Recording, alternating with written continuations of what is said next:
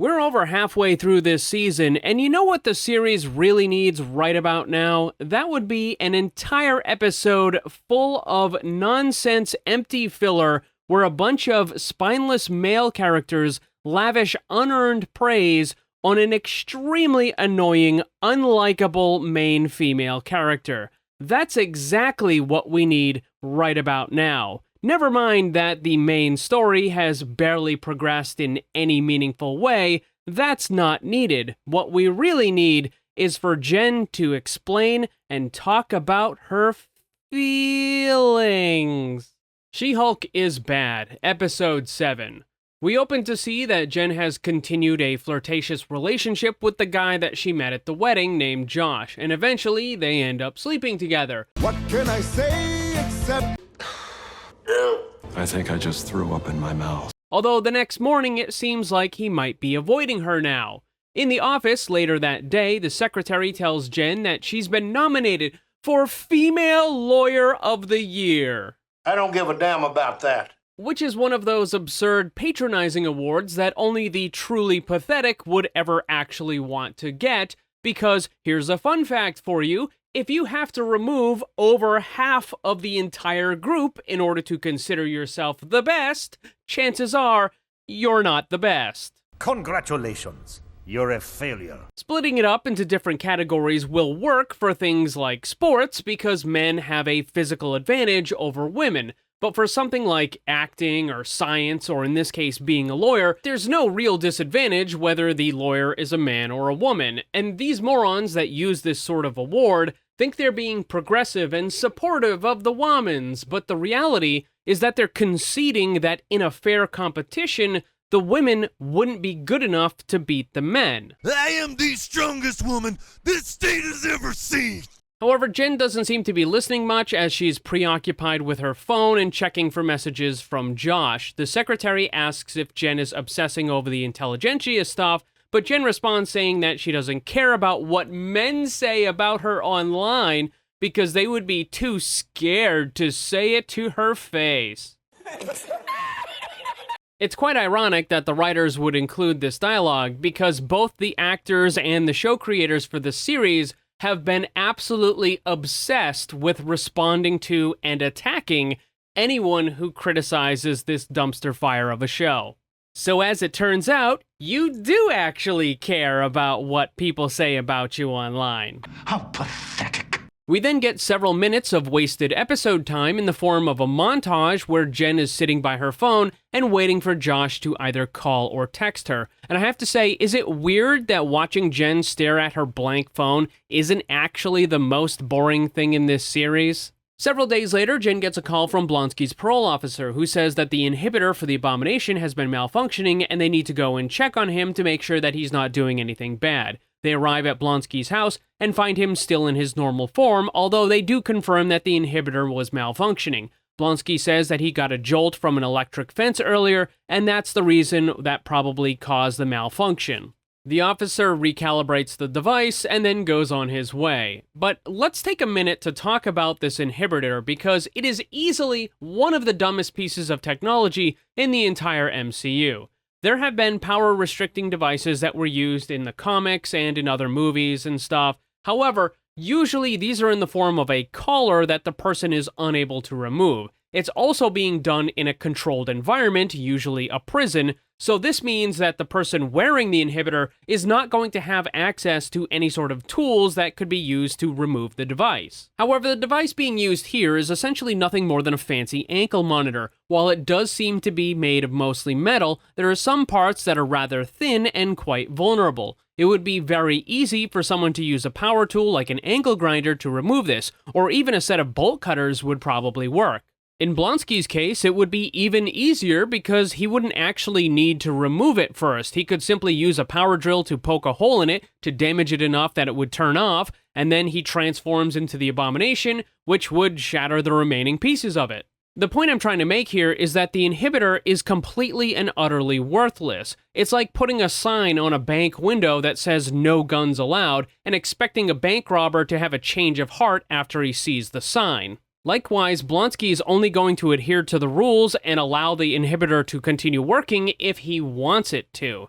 The whole situation is contrived nonsense. Whoa, this is worthless. Jen is walking back to her car when suddenly two strange-looking men appear and start fighting. In the process, Jen's car gets damaged. As it turns out, these two are not actually trying to hurt each other, but rather this is part of their therapy process that Blonsky has created for them. Unfortunately, the car has been damaged significantly and Jen can't drive it. For whatever reason, the tow truck isn't going to be able to get there until much later in the day, and this forces Jen to spend all day with Blonsky at the therapy resort. And if all of this sounds like a bunch more of contrived nonsense, that's because it is. That is one big pile of shit. Hey, remember how the episode wasted several minutes of the runtime by including a pointless montage of Jen sitting by the phone waiting for Josh to text her? Well, now it's going to have another several minutes that get wasted with another pointless montage while Jen walks around the entire facility looking for cell phone service. Not another one? Oh, for God's sake, I can't stand this. What's even dumber about this is just prior to Jen going on her little walkabout, wasting several minutes of the runtime, Blonsky told her explicitly that there was no cell phone service anywhere on the resort. But for whatever reason, she just had to go and search for it herself anyways. I guess this is because the writers have no idea how to fill the time with actual content, so instead they have to resort to filling it with pointless garbage. Eventually, Jen stumbles into a large conference building where Blonsky is having a therapy session with several other people. There's a bunch of idiotic dialogue between these characters where they discuss their feelings in overly dramatic and absurd ways. It's all really lame and dumb. I'm sure it was meant to be funny, but it's not even close. Suddenly, another guy comes into the building, and it turns out to be one of the idiots who tried to mug Jen in an earlier episode. It was the group that had stolen some of the tools from the Asgardian. And Jen is shocked to see him, and of course, she immediately breaks the fourth wall, asking the audience if we remember who this is. Who are you again? And I have to be completely honest with you, I just watched all of the episodes of this awful show in the last couple days in order to make some review videos, and for the life of me, I had no fucking idea who this character was. I have no memory of this place. And I think the writers, in a brief, and I mean brief, moment of intelligence, realized that most people probably wouldn't recognize him either, so Jen, still breaking the fourth wall, demands that the show run a previously on type of introduction, and it shows the earlier episode that had the guy in it, and honestly, it doesn't really even look like him, and I don't know, whatever. Like I said, I didn't recognize him, and it's my job to pay attention to this absolute dumpster fire of a show, so I'm willing to bet most people probably didn't recognize him either. Regardless, Jen immediately turns into She-Hulk, picks up the guy, and throws him across the room. Everyone starts yelling at her to stop, and Blonsky says that now would be a good time for them to work through their issues. But don't worry, it gets worse. Jen then begins talking about her problems, and the first one is her dating life. After all, I'm sure this is exactly what audiences want to see when they tune into a superhero show. Regardless, it then begins playing some really sad music as Jen waxes on about how she feels and that she's really sad because the She-Hulk gets all the attention and no one wants to be around Jen. And she starts getting all emotional and we're supposed to feel bad for her, but fuck that. For what possible reason would anyone want to feel sorry for this fucking jackass? Jen is a truly shitty person. She's a spiteful, man-hating piece of garbage. She insulted and belittled her cousin who was trying to help her. She pretends to be a victim all the time, even though she is the one that is bullying and insulting others. She demands special treatment and rewards not because she earned them, but merely because she's a woman. You can play as much sad music in the background as you want, it is not going to change the fact that Jen is an awful person, and the writers can fuck off. Did I stutter? But since the show is written by a bunch of woke weirdo feminists, of course all the men in the group tell Jen that she's amazing, just the way she is, 4 out of 10 on a good day, and that she doesn't need to hide behind She-Hulk. Something is wrong with these robotic, soulless weirdos. On the one hand, this is the sort of sappy response you would come to expect from this kind of a support group, even though it is a lazy trope. But don't think even for a second that it wasn't a deliberate choice by the writers to make this a group full of spineless men lavishly praising an ugly woman, because that absolutely was on purpose. Great job, Morty. A feminist masterpiece. The group also convinces Jen to delete Josh's number, and she spends the rest of the day doing stupid therapy activities with them at the resort. Finally, the tow truck arrives, and Jen is able to leave. It's obvious that she still has conflicting emotions about the entire situation with Josh, but then we get a flashback to 3 days earlier when Jen and Josh were together.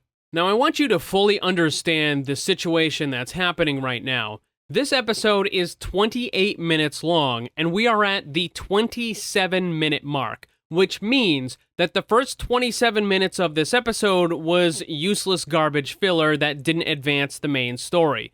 This last 1 minute of the episode is the only part that actually advances the story. I hate this. It is revolting. During the flashback, it's revealed that Josh was working for the intelligentsia. He managed to copy all the information from Jen's phone, took some compromising pictures, and apparently also took a sample of her blood, though I have no idea how he possibly could have used one of those gigantic syringes to take a sample of Jen's blood without her knowing. Even if she was asleep, it wouldn't matter. There's no way that he could have possibly stuck her with one of those needles and had her not wake up from it. Even the poke from a normal-size syringe is going to be more than enough to wake someone up. So there's just no way that he could have possibly gotten a blood sample from her.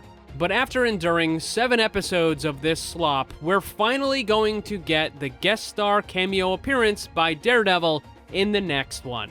But trust me, you're not gonna have a good time. But thankfully, that's the end of episode 7.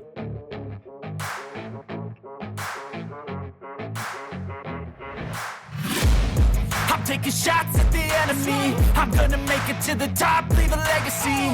If I got something to say, you better let me speak. Turn it up a new degree, bitch, you ain't seen anything. I pop off with the new rock, electron